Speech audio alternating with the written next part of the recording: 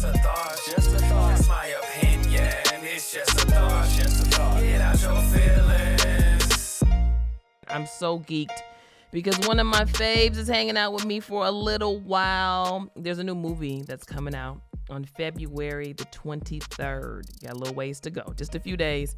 And it's called Jesus Revolution. And it's not as much of a faith-based movie as it is a historical telling of a story about faith and revival. It's bringing to life the historical events of the late 60s and early 70s that led to the Jesus movement. And one of the stars of that film, DeVon Franklin, is here with me right now. DeVon, what's going on? Always great to spend a little time with you. What's going on, my sister? Always good seeing you. It's always a pleasure. It's always a pleasure. I hope my eyes aren't all puffy. I was trying not to cry watching this movie. Right? Jeez. The movie's powerful, isn't it? DeVon, you never miss. That's just my personal opinion. From producer to producer. And once again, I was just completely blown away. I was so glad to see you on the other side of the camera as well. And I've come to find that a lot of producers have great personalities. Like many of us have the versatility. We just don't always get to exercise it. So for you, was that something you always wanted to explore when it comes to acting? Or were you more so simply called to exercise that muscle in this particular film? Well, the interesting thing is that when, I go back in my history and kind of what got me interested in being in the business, it was acting. I started acting in plays when I was in middle school. I was the lead of my middle school play. And then when I went to high school, I was the lead of some high school plays. And so being in theater and being in the arts was always a part of my foundation. Yeah. And for some reason, I don't know. I just felt like, well, let me pursue the business side. So when the filmmakers came to me and said, we want you to, play this part of Josiah, and we want you to act in this film, it was surprising to me that it was something that was already in my foundation. I just never really explored it professionally. So they have the opportunity on this film. It was great. It was scary. Okay, I'm not going to tell you that I wasn't nervous. I was, all right. I was so nervous. I wanted to make sure I was prepared. I worked with an acting coach. I did research on journalists and Black journalists and what was going on with the civil rights movement and what was going on with the faith movement at the time. So I wanted to be prepared. So I enjoyed it. It was a great experience. And, listen, I'm open to more. Yeah. What did you discover about yourself as a creative as you were kind of shaking some of that acting dust off and really preparing yourself for this film and ultimately executing it on screen? What I discovered for me was that, I am creative in that creativity only knows the limits that I put on it. And so initially when they offered me the part, my first thing I was going to say was, well, I'm not an actor. But then I caught myself and I said, well, how do I know? Wow.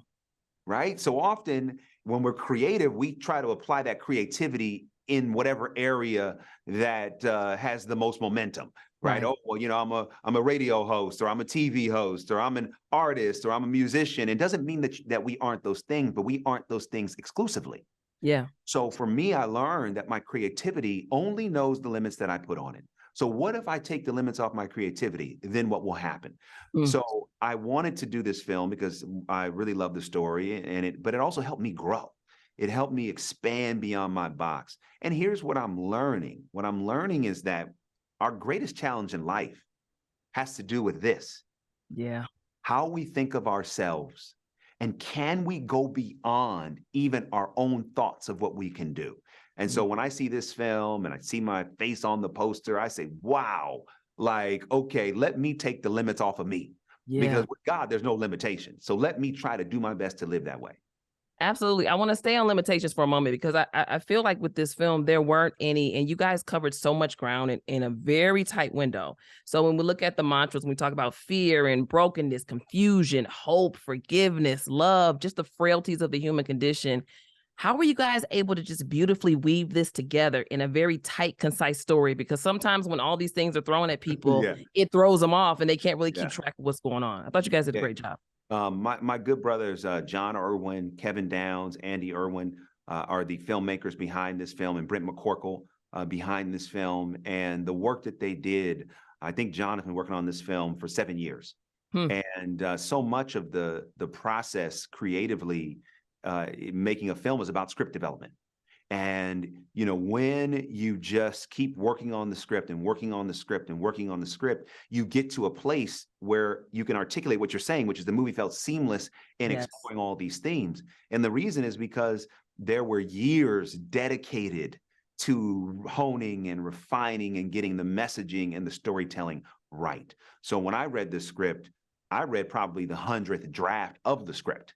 Wow. And so over those 100 drafts, the movie got more refined and clearer and better. And so when I read it, I was moved by it. And the movie that people see and the movie that you saw really represents years of work that went into getting it right. Let's talk about that work. I look at this film as a really beautiful template for human kindness and love. And Yeah. when we examine our world today, everything that's going on, people are just seemingly reaching for hope. They're reaching out to be embraced.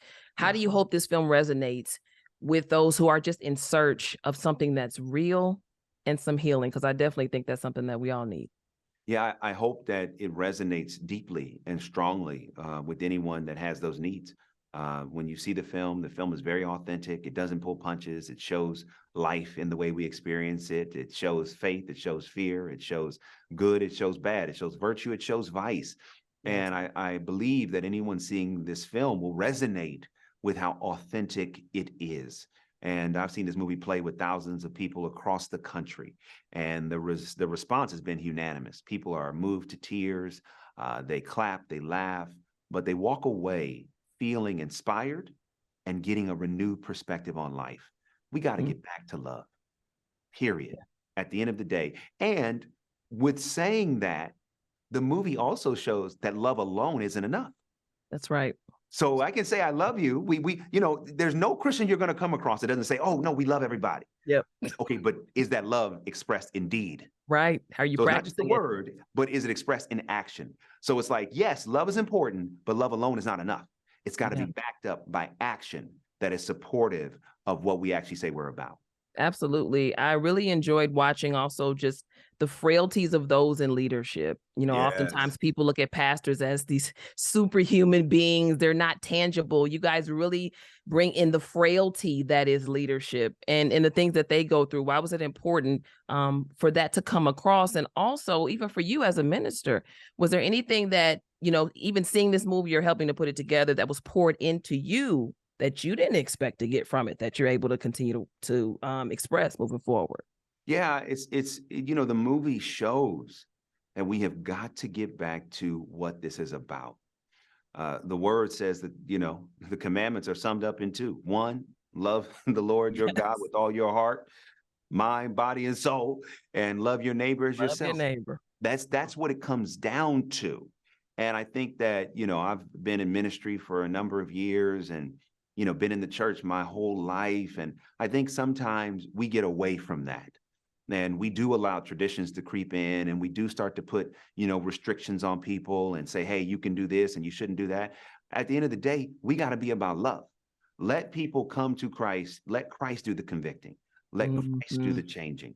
Let us not put ourselves in position of being the judge and jury. No, we can't tell someone, oh, we'll change this before you come. No, Jesus said, come one and come all. All are welcome in the kingdom of God. And for me, it not that I didn't know that, but it reminded me the power of practicing radical love and acceptance. And it motivated me to really try to live that out as best I can.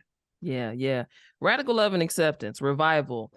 Do you think we are in a revival right now? And if not, what do you think a revival can or needs to look like in this current generation? Here's what I would say. I think when you look at the impact and the rise and the success of Maverick City music, it's very interesting because it's very similar to the rise of the music that's in the film. When you see the evolution of what they were calling Jesus music at the time, it was the music that was also, motivating the movement.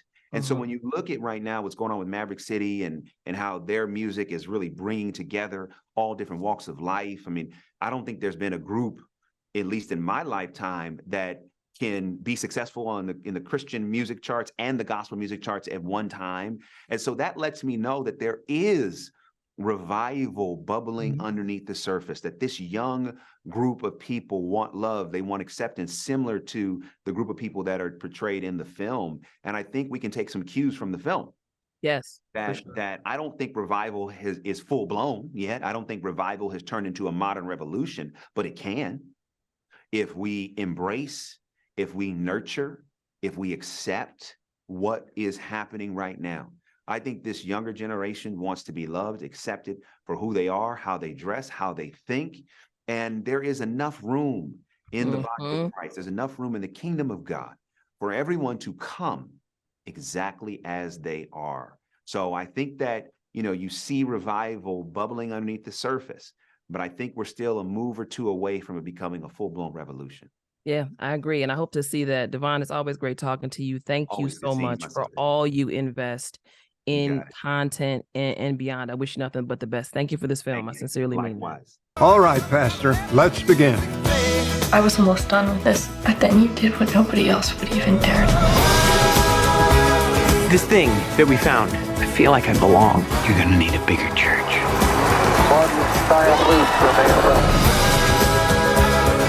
Our country is a dark and divided place, but now there's hope, and it's spreading. This is your home, and I want you to tell all your friends about it.